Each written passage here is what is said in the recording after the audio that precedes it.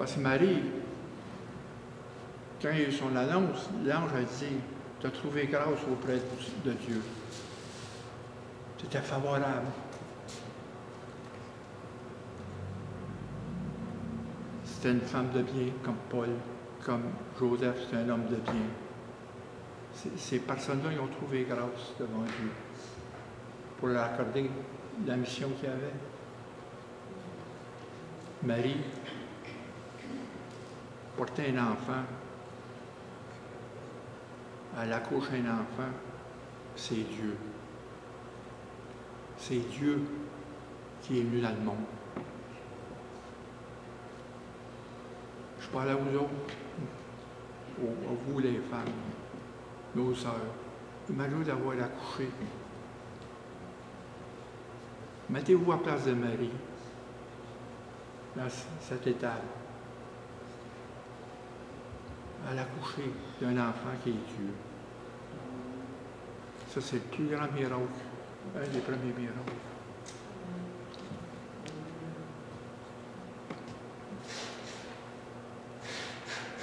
Dans l'annonce, on voit dans l'annonce,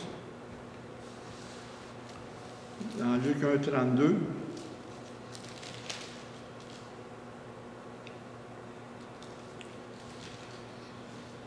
dans l'annonce à Marie, il dit, il sera grand, il sera appelé le Très-Haut. Et le Seigneur lui donnera le trône de David, son père.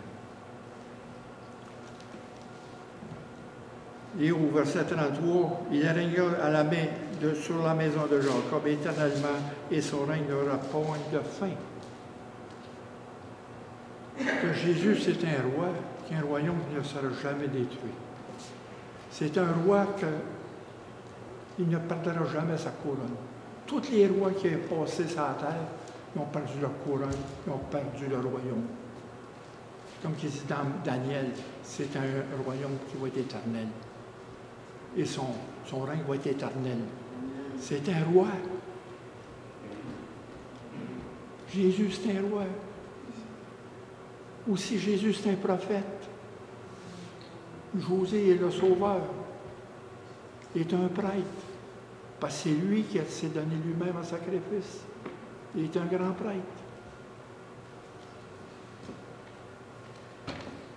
Et après ça, dans Luc 1,27, auprès d'une vierge fiancée à un homme, ce qui est important, de la maison de David, nommé Joseph.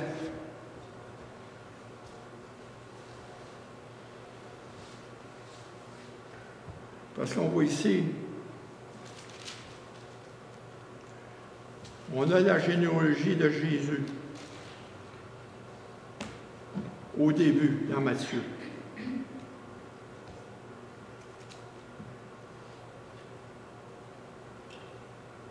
Dans l'évangile de Matthieu, on a la généalogie de Jésus-Christ, l'origine de Jésus à partir d'Abraham.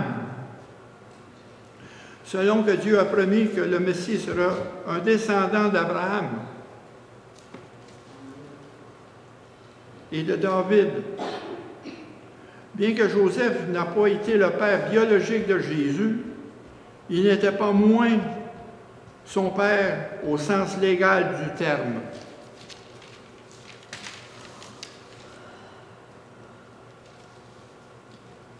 Car il s'est rendu avec Marie, enceinte de Jésus à Bethléem.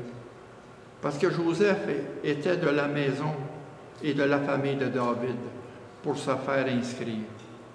Il a descendu à Bethléem parce qu'il y avait un recensement que l'empereur romain avait ordonné dans tout l'Empire romain au complet.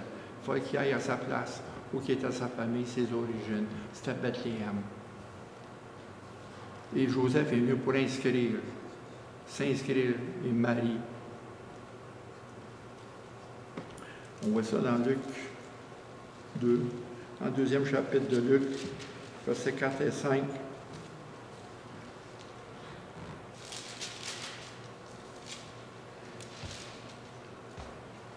Joseph aussi monta de la Galilée, de la ville de Nazareth, pour se rendre en Judée, dans la ville de David, appelée Bethléem, parce qu'il était de la maison et de la famille de David, afin de se faire inscrire avec Marie, sa fiancée, qui est enceinte. Jésus avait les origines nécessaires qui le qualifiaient pour être Messie. Il venait de la maison de David. En retraçant la généalogie de Joseph, lui-même appartient à la maison de David. Matthieu affirme que Jésus était descendant de David. Bien que Jésus a été conçu du Saint-Esprit, il est officiellement enregistré comme fils de Joseph. Et il est également comme le fils de David. Si on voit dans la généalogie, dans Matthieu, Jésus-Christ, fils de David, fils d'Abraham.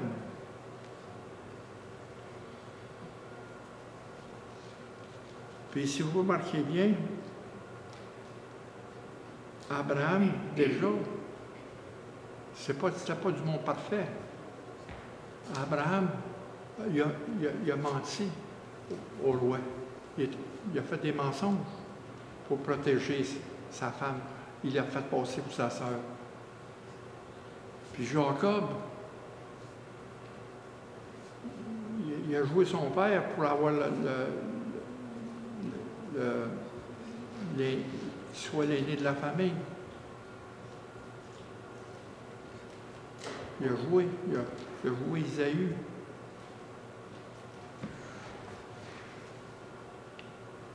Après ça, vous avez David, au chapitre 6, au verset 6, Isaïe engendra David, le roi David engendra Salomon de la femme d'Uri. Uri, c'est son meilleur ami. Il a commis l'adultère avec Bathsheba. Il a envoyé Uri au front pour le faire tuer. Tu sais, c'est une famille qui est dysfonctionnelle, là. Dans cette imperfection-là, Jésus est venu comme descendant de tout ça. Puis, si vous regardez, c'est la seule place que il y a 5 femmes qui sont nommées. Tamar, verset 1. Verset 5, Boaz de Rahab, qui était une prostituée de Canaan. Et après ça, Boaz engendra Ruth. Ruth, c'est une Moab.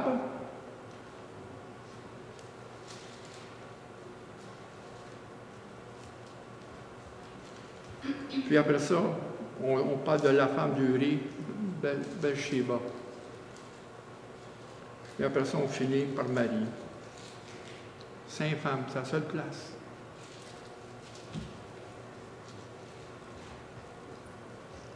C'est que, en retraçant la généalogie de Joseph, qui lui-même appartenait à la maison de David, Matthieu affirme que Jésus était le descendant légal de David. Bien que Jésus a été conçu du Saint-Esprit, il est officiellement enregistré comme fils de David. Parce que quand on voit ça dans l'Évangile de Jean, c'est quand tout le temps Jésus se débattait, il disait qu'il venait du Père. Il était envoyé. Mais il dit comment? C'est le fils de Joseph et de Marie. Comment il vient? Il dit qu'il vient d'en haut. Souvent, c'était le dilemme. Qu'est-ce que Jésus était confronté? Mais dans Luc, chapitre 3, verset 23, et les versets qui retracent les origines de Jésus à travers les hommes de la lignée de Marie. Marie était descendante de David aussi. Il appartenait elle aussi à la descendance de David.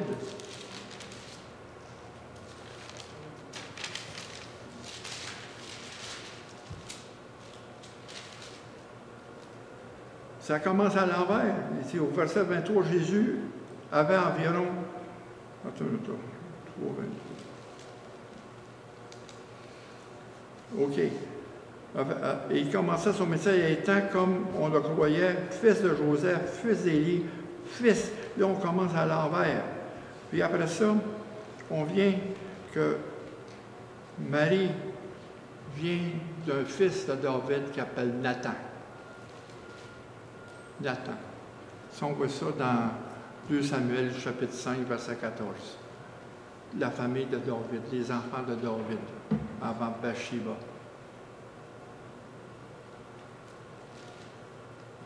Que Marie aussi était descendante directe. Donc, Luc insiste sur le fait que Joseph était descendant de Marie par la chair et le sang.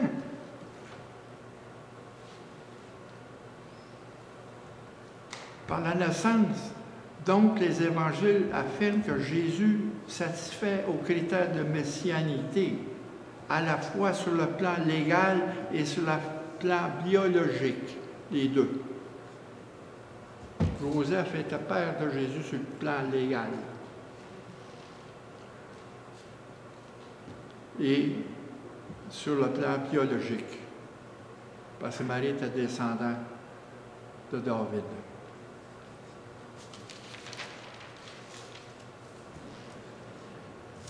Dans Luc 1,35, le chapitre 1, verset 35, l'ange lui répondit, « Le Saint-Esprit viendra sur toi, et la puissance du Très-Haut te couvrira de ton ombre. C'est pourquoi le Saint-Enfant qui naîtra de toi sera appelé Fils de Dieu. » Il y a 3 choses. Il faut retenir. Puis, il faut retenir ça. Jésus est Dieu. Premièrement, le seul moyen pour Jésus de naître sous la forme d'un être humain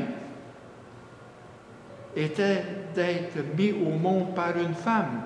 C'est la seule manière. Hein? Il n'y a pas de transgenre, là. Ça prend une femme. Il y a 2 choses. Et, deuxièmement, le seul moyen pour lui d'être sans péché était d'avoir été conçu par le Saint-Esprit, pas par un homme, pas par la chair. Troisième chose, le seul moyen d'être divin était que Dieu soit son Père. C'est là qu'il y a le miracle. C'est un miracle. C'est un grand miracle qui a renversé toute notre histoire. Jésus, Dieu, né d'une femme qu'on appelle Marie. C'est le plus grand miracle. Il faut le réaliser. C'est pas juste un enfant qui est dans une crèche. Cet enfant-là était roi. Il était Dieu. En conséquence, la conception n'a eu lieu de manière naturelle, mais surnaturelle. C'est un miracle. Parce que Joseph n'a pas connu Marie tant qu'il n'a pas accouché de Jésus. Après ça, Jésus a eu des frères que Joseph a engendrés. Jésus-Christ nous est donc révélé comme un être divin possédant 2 natures. Une nature divine et une nature humaine, sans péché. Ça, là, ça défait toute conception. C'est clair et net. Clair et net. Ouais, on ne peut pas se débattre avec ça, là. C'est parce que c'est la foi qui nous amène à croire ça. La foi que Dieu nous a donnée. Parce qu'il nous a révélé ça dans notre cœur, pas dans notre tête. C'est dans le cœur que ça vient qu'on comprend ces choses-là.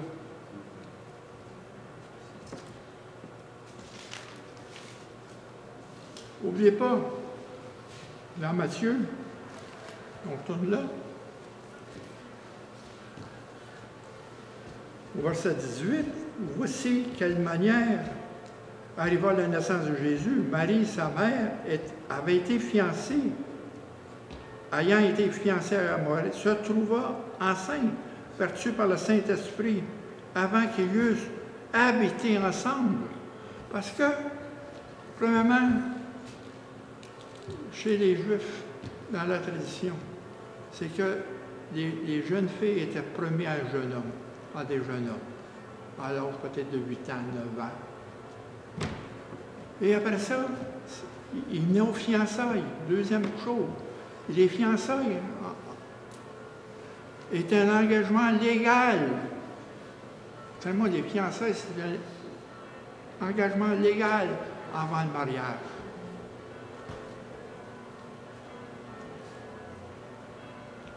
Puis Marie, tu sais, il y a des détails qui nous sautent aux yeux. Attendez-moi bien.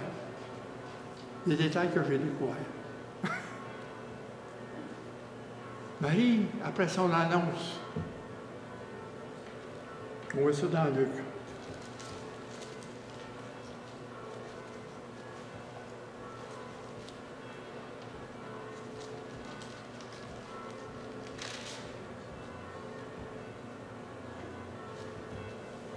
Marie, après son annonce, l'ange a dit, voici Élisabeth, ta parente, a conçu, elle aussi, un fils en sa vieillesse. Elle était appelée stérile et dans son 6e mois.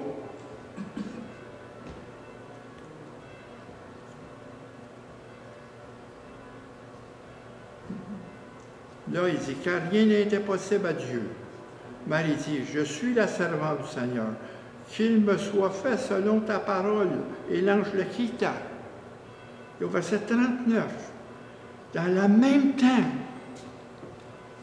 Marie se leva et s'en alla en hâte. Parce qu'oubliez pas, elle était fiancée. Ils vivaient dans chacune de leur maison. Marie a eu cette chose, elle est tout de suite voir Élisabeth. Tout de suite. Tout de coup.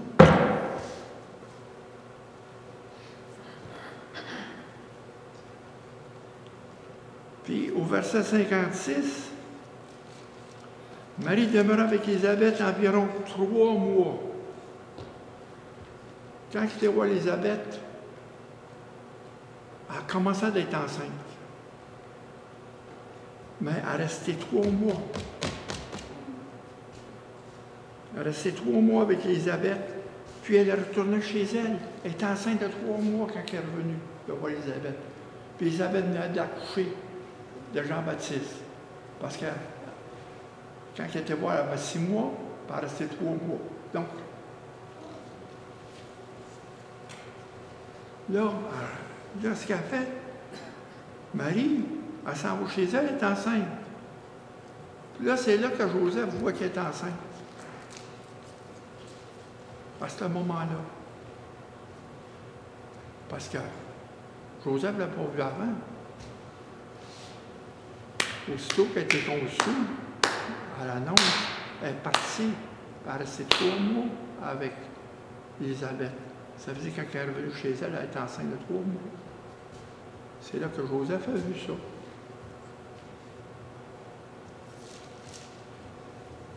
Puis Joseph, n'oubliez pas, il était fiancé. Puis il dit au verset 19, dans Matthieu, son époux est un homme de bien. De bien. Il ne voulait pas la diffamer. Parce qu'oubliez pas, Marie, avant que Joseph, c'était comme si elle avait commis un adultère. Un adultère était lapidé.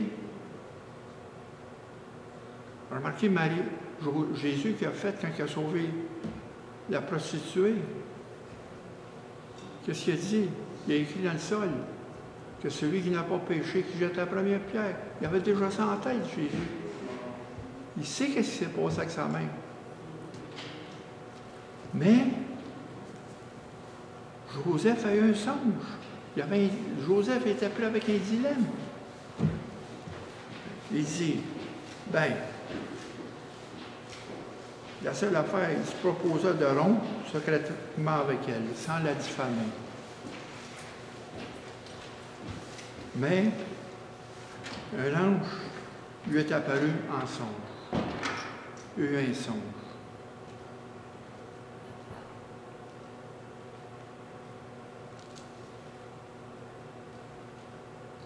Comme il pensait, voici un ange du Seigneur lui apparut en songe et il dit, Joseph, fils de David, ne crains rien, ne crains pas de prendre avec toi Marie, ta femme, car l'enfant qu'elle a conçu vient du Saint-Esprit. Elle inventa un fils et lui donna le nom de Jésus. C'est lui qui sauvera son peuple de ses péchés. Et tout cela arriva afin que s'accomplisse ce que le Seigneur avait annoncé par le prophète. C'est Isaïe. Joseph, qui est un homme de Dieu, connaissait aussi la loi. Il a vu qu'il s'est annoncé, que c'est annoncé par Jésus.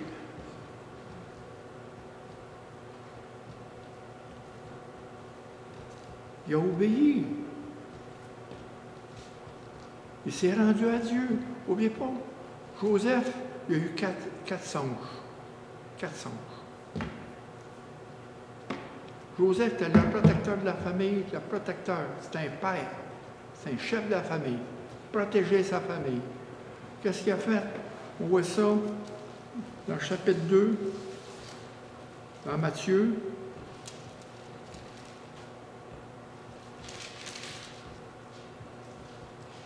À 2,13. Quand les mages sont partis, l'ange du Seigneur apparut en songe à Joseph. Lève-toi, prends le petit enfant et sa mère, fuis en Égypte et reste jusqu'à ce que je te parle. Car Hérode cherchera le petit enfant pour le faire périr. Et au verset 19, il revient encore en songe. Quand Hérode fut mort, voici qu'un ange du Seigneur apparut à Joseph en songe en Égypte. Il dit, lève-toi, prends le petit enfant et sa mère et va dans le pays d'Israël, car ceux qui voulaient à la vie du petit enfant sont morts. Et après ça, au verset 22, il vint demeurer dans une ville appelée Nazareth, afin que s'accomplisse ce qui est annoncé par les prophètes. Aussi, chemin faisant au chapitre 22, au verset 22, mais ayant caché, en tout cas le roi, régnait sur la Judée à la place d'Hérode, son père, il craignait de s'y rendre.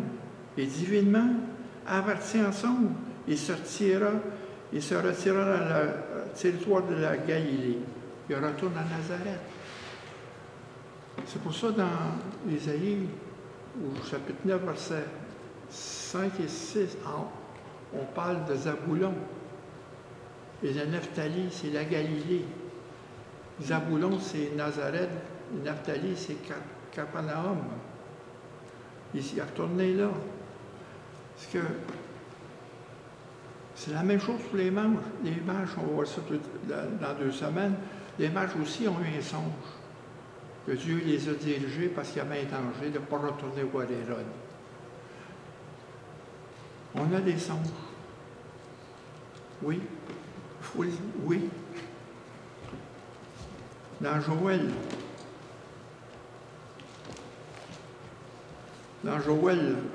au chapitre 2, verset 28.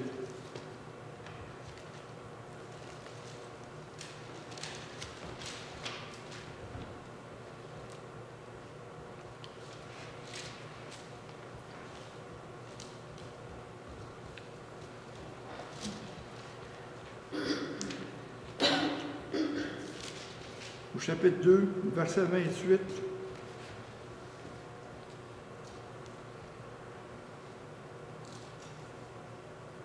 Après cela, je répandrai mon esprit sur toute chair.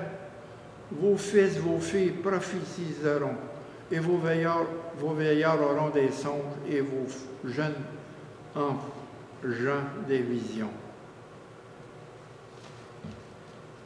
Ça, c'est l'effusion du Saint-Esprit, les dons prophétiques. Ça allait dans l'Église, ça l'est aujourd'hui. On a des songes. Il faut ça.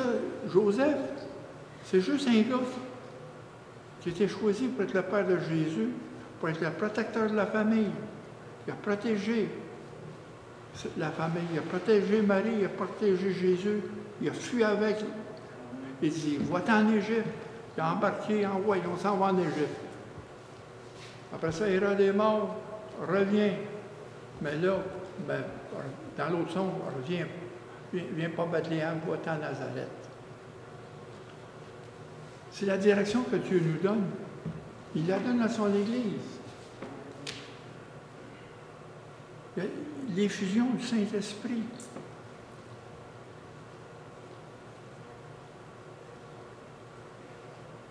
C'est une puissance du Saint-Esprit. Il ne faut pas dénier ça.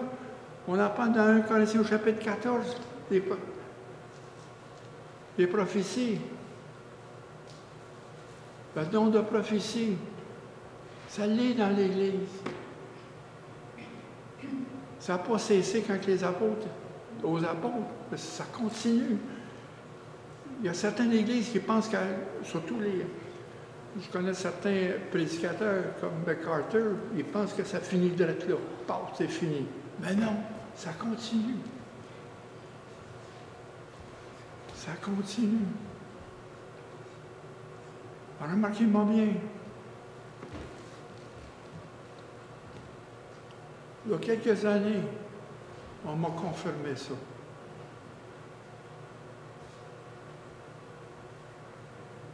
On m'a amené à la prophétie. C'est une femme qui m'a amené à la prophétie.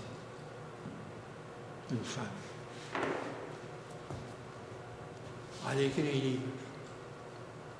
Elle s'appelle Cindy Jacob. C'est une prophétesse. Elle a fait de moi un prophète. Son livre Hearing God. Tout ce que j'ai lu a confirmé que l'appel de Dieu dans moi.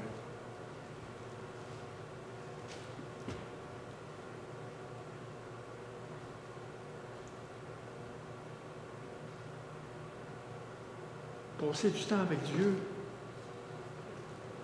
c'est pas juste prier. C'est l'écouter pour avoir une direction. Écoutez Dieu. Dieu parle. Parle par sa parole, puis il parle directement à nous. Regardez Joseph. 4 songes.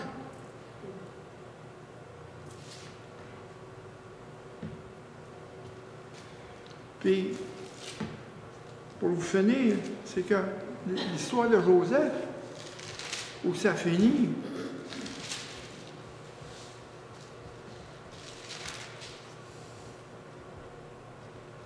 ça finit juste à la fin du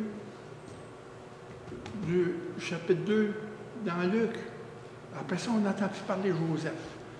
Joseph, les parents de Jésus allaient chaque année à Jérusalem à la fête lorsqu'il fut âgé de 12 ans. Et après ça, à la fin, on dit,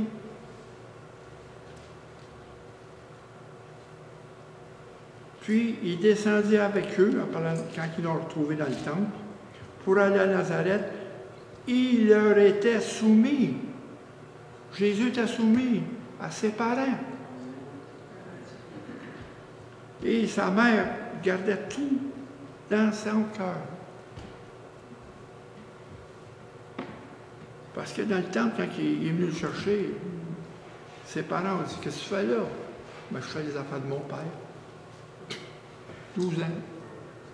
Après ça, c'est là que ça finit l'histoire de Joseph. Après ça, on n'entend plus parler de Joseph. Marie, au contraire, on la voit au pied de la croix.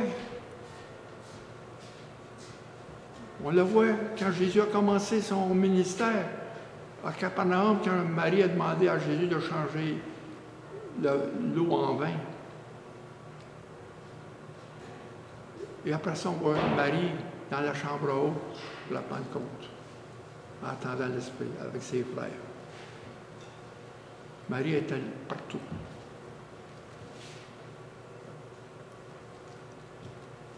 Mais Joseph, son histoire est courte. Mais il a fait ce que Dieu lui a demandé. Joseph est un charpentier à Nazareth. Jésus a appris et Jésus, parce que Jésus est venu, à 30 ans, il a commencé son ministère. Mais à partir de 12 ans à 30 ans, il a travaillé avec son père. Lui aussi était charpentier.